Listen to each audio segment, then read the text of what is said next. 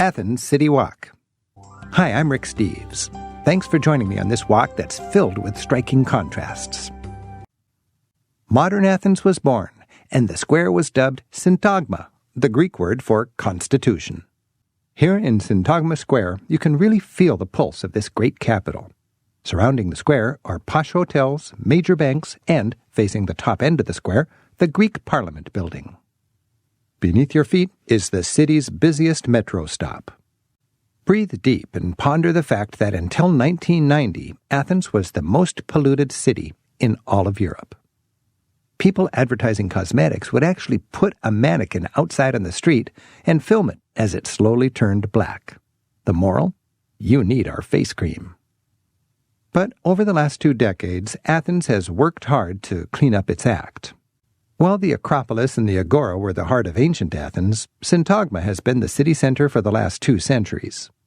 Whenever the Greek people needed to speak their mind, they've gathered here to do it. Then, in 338 BC, Athens was conquered by the Macedonians.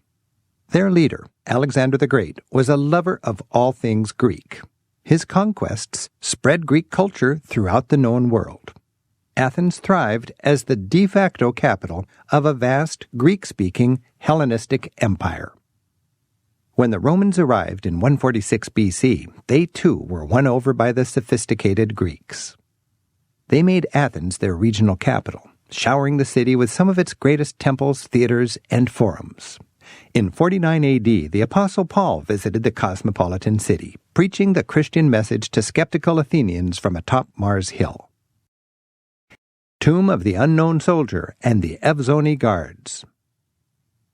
Greece's Tomb of the Unknown Soldier is guarded by the Evzones Guards. The tomb itself is simple, a marble slab marked only with a cross.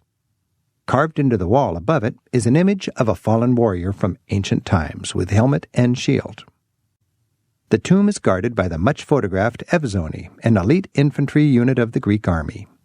These colorful characters are clad in traditional pleated kilts, white breeches, and shoes with pom-poms. They may look goofy to a non-Greek, but their mothers and girlfriends are very proud. The soldiers do a ceremonial changing of the guard at 5 minutes before the top of each hour. There's also a less elaborate crossing on the half hour. Their uniforms were modeled after ancient warriors, complete with Mycenaean pom-poms. Today's Evzones Guards proudly wear the same outfit. In fact, their winter skirts have exactly 400 pleats, one for each year of Ottoman occupation.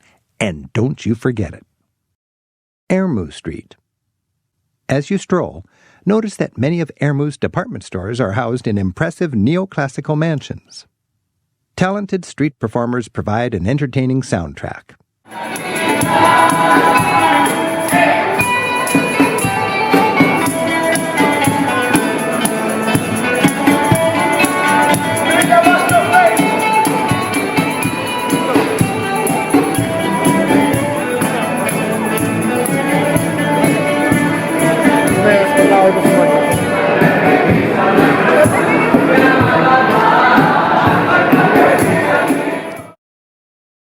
Turn your attention to the medieval church.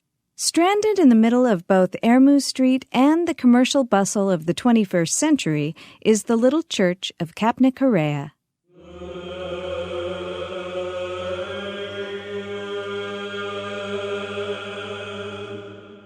The Church of Kapnikarea. This Eastern Orthodox church, built in the 11th and 12th centuries, gives a flavor of medieval Athens when it was part of the Byzantine Empire. It's a classic church in the typical Orthodox style. Notice that the church is square.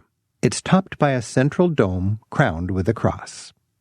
Another typical Byzantine feature is the tall arches that frame doors and windows. Also, notice that the walls are built with both big white blocks and brick and mortar. The white stones were scavenged from other earlier monuments, typical of Byzantine churches from this era. Make your way to the entrance. Over the door is a mosaic of glass and gold leaf. Though modern, this is made in the traditional Byzantine style.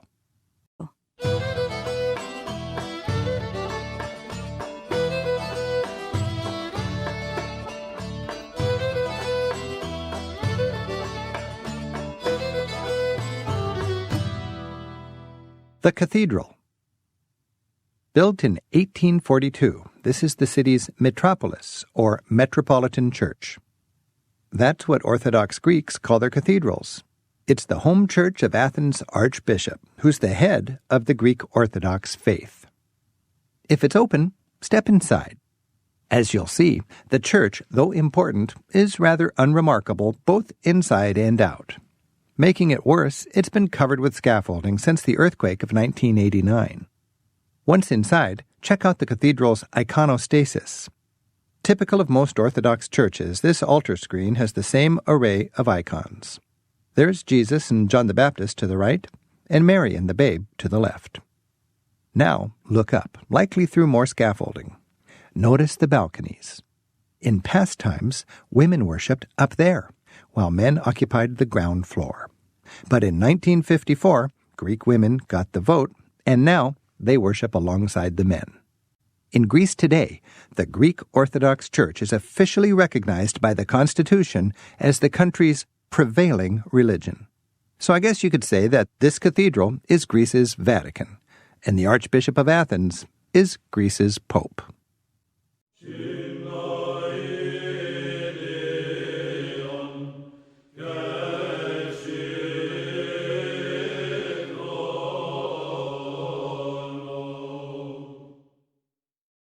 The Cathedral Square.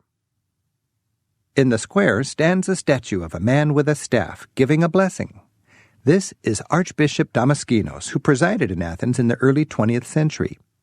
During the Nazi occupation of Greece, Damaskinos was one of the rare Christian leaders who spoke out on behalf of persecuted Jews.